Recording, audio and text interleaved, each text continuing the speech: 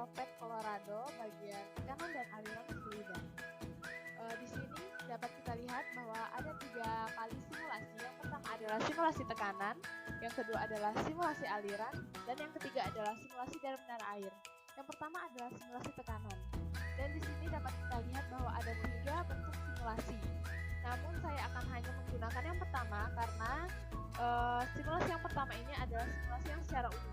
Dan di sini kita dapat lihat bahwa densitas fluidanya adalah 1000 kg per meter kubik.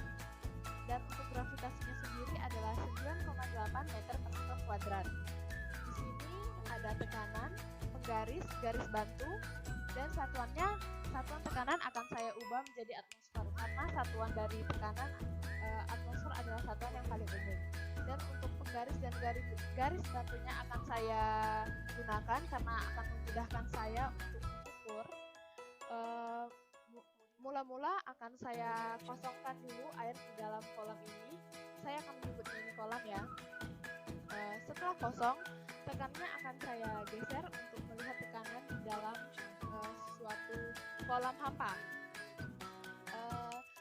Kita dapat lihat pada kedalaman 3 meter tekanannya adalah 1,0003 atm, dan untuk kedalaman 2 meter tekanannya adalah 1,0002 atm, dan untuk kedalaman 1 meter adalah 1,001 atm. Lalu saya akan isi airnya ke dalam kolam sampai penuh. Setelah penuh, saya akan mengukur kembali tekanannya. Setelah itu kita dapat lihat tekanan yang paling bawah sekali adalah 1,29 atm. Dan kita lihat lagi, jika saya semakin ke atas saya tarik tekanannya, maka tekanannya akan semakin mengecil. Kita dapat lihat tekanan yang berada paling atas adalah 1,01 atm. Dari simulasi ini dapat kita simpulkan bahwa tekanan yang berisi fluida lebih besar dibandingkan tekanan yang hampa atau tidak atau kosong. Dan untuk yang berisi fluida, tekanannya semakin dalam suatu kolam atau suatu sungai atau suatu tempat yang memiliki kedalaman, maka tekanannya akan semakin besar.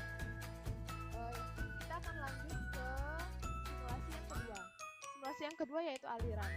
Kita akan lihat di sini ada selang yang dialiri oleh fluida, dan pergerakan dari aliran ini sendiri adalah normal. Dan di sini kita dapat lihat ada titik-titiknya. Kelajuan alirannya adalah 5000 liter per sekon. Dan di sini saya akan menghidupkan flux meter untuk memudahkan melihat luasnya.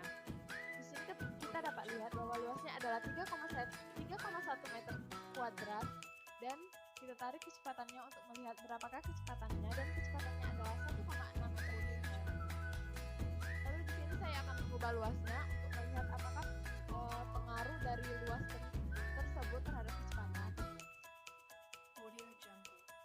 Di sini saya telah mengubah luasnya menjadi 3,6 meter kuadrat, dan di sini kita dapat lihat bahwa kecepatannya berubah menjadi 1,4 meter per sekon. Lalu saya menaikkan lagi luasnya, atau saya akan perluas lagi selangnya menjadi 4 meter kuadrat, dan kita dapat lihat bahwa kecepatannya berubah menjadi 1,3 meter per sekon. Dari 3 percobaan yang telah saya lakukan tadi, dapat kita simpulkan bahwa semakin luas suatu selang atau suatu media yang dialiri oleh fluida, maka kecepatannya akan semakin melambat. Kita dapat lihat tadi 3,1 meter dan kecepatannya adalah 1,6 meter per sekon. 3,4 kecepatannya adalah 1,4 meter per sekon, dan sekarang 4 meter kuadrat kecepatannya adalah 1,3 meter per sekon. Selanjutnya saya akan melakukan simulasi menara air. Di sini kita dapat lihat di sini sudah ada menara yang di atasnya ada di sini saya akan menyebutnya sebagai ember ya, ember berisi air. Dan di sini saya akan isi penuh airnya, lalu saya akan mengubahnya menjadi sama dengan air yang keluar agar memudahkan tidak perlu diisi.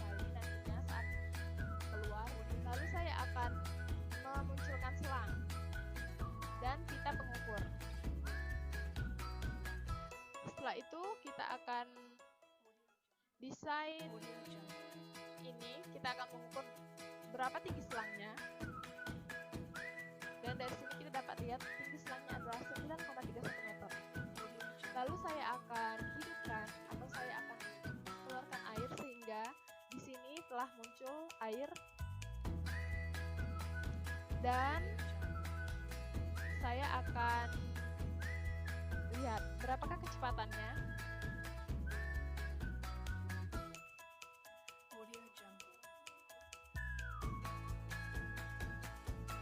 Kita dapat lihat kecepatan pada air yang keluar adalah ini yang berada pada saat pertama kali air keluar di dekat selang, yaitu 15,8 meter per sekon. Dan saat saya semakin ke atas, semakin ke atas atau semakin jauh dari mulut selang, maka kecepatannya akan semakin kecil.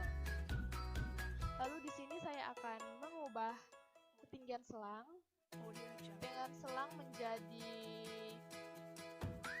13,09 meter. Lalu di sini saya akan mengukur kecepatannya kembali, dan dapat kita lihat kecepatannya semakin besar, yaitu 18,3 meter per sekon. Dan jika semakin jauh dari mulut selang, maka kecepatannya menjadi lebih kecil, yaitu 1,9 meter per sekon. Dari dua percobaan yang telah saya lakukan tadi, dapat disimpulkan bahwa semakin tinggi selang, kita mendesain selang untuk keluarnya air, maka kecepatannya akan semakin besar.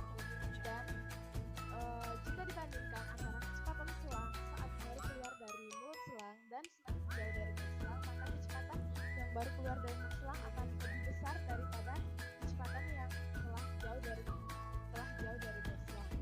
Oke, mungkin itu saja yang dapat saya tutorialkan.